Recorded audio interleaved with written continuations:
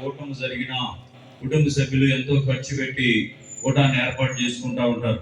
కనుక ఈ కూటంలో మీరు పాల్గొంటే ఎంతో ఆశీర్వాదము, లేకపోతే ఎంత నష్టమో ఆలోచించండి ప్రియులారా. కనుక ప్రతి ఒక్కరు కూడా రావాలని ప్రేమతో మీకు తెలియపరుస్తున్నాం. మంచిది. రాత్రి కాలము ఆశ్రయ సుబ్బారావు రాణి గారిని ప్రేమించి వారికి ఇచ్చినటువంటి పుత్రికను బట్టి మనందరం కూడా కలిసి దేవుణ్ణి స్తుతిస్తూ ఉన్నాం. దేవుని యొక్క వాక్యం సెలవిస్తుంది, గర్భఫలము యెహోవా ఇచ్చు బహుమానము. కనుక ఈ బహుమానం బట్టి మనందరం కూడా స్తుతించాలి. ఇక్కడ ఈ స్థలంలో మా తాతయ్య మా నాయనమ్మ వాళ్ళు హెడ్ మాస్టర్ టీచర్స్ గా పనిచేశారు. వాళ్ళు మా అన్నయ్యది మా తమ్ముడు పుట్టినరోజు ఇక్కడ ఎంతో ఘనంగా జరిపేవాళ్ళు.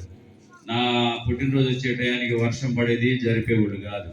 కాబట్టి నాకంటే ఎక్కువగా ఆశ్రయ పుట్టినరోజు ఇక్కడ ఎంతో ఘనంగా జరగడం చాలా ఆశీర్వాదకరంగా ఉంది. ఇంత ఘనంగా సుబ్బారావు గారు వాళ్ళ సతీమణి ఈ బర్త్డేని మనందరి కొరకు ఇక్కడ జరిపిస్తున్నారు. దేవుడు వారికి ఇచ్చినటువంటి ఆ బిడ్డను బట్టి దేవుడు దీవించాలని ఆ యొక్క బర్త్డే జరుపుకుంటూ ఉన్నాం. కనుక ప్రతి ఒక్కరు కూడా వచ్చి ఈ యొక్క బర్త్డే సెలబ్రేషన్ లో పాల్గొని దీవెనలు పొందుకోవాలని ప్రేమతో తెలియపరుస్తున్నాం.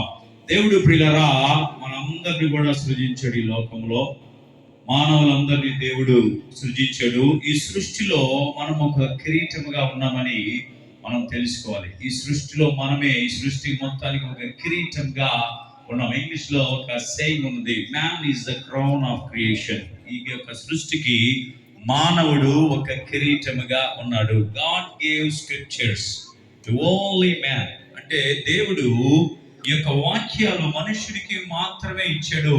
ఆ బయట ఎన్నో జీవులు ఉన్నాయి, జంతువులు ఉన్నాయి, చెట్లు ఉన్నాయి, రకరకాలుగా మనం చూస్తున్నాం. ఈ సృష్టిలో ఉన్నటువంటి వాటికి దేనికి కూడా దేవుడు వాక్యం ఇవ్వలేదు, కానీ ఈ వాక్యము మానవుడికే ఇచ్చాడు పిల్లరా. కాబట్టి మానవుడు ఈ వాక్యము తెలుసుకొని దేవుణ్ణి స్తుతించి దేవుని కొరకు జీవించాలని దేవుడు ఈ వాక్యాన్ని ఇచ్చినప్పుడు ఈ వాక్యము చాలా శ్రేష్టమైనది కనుక దీన్ని మనం విని మన హృదయంలో ఉంచుకుంటే అది ఎంతో ఆశీర్వాదం అని మనందరం కూడా నమ్మవలసినటువంటి వారమై ఉన్నాం పిల్లరా. కాబట్టి బర్త్డే సెలబ్రేషన్ లో మనం చాలా సందర్భాల్లో మనం చూస్తే దేవుడు చేసినటువంటి అద్భుతాలు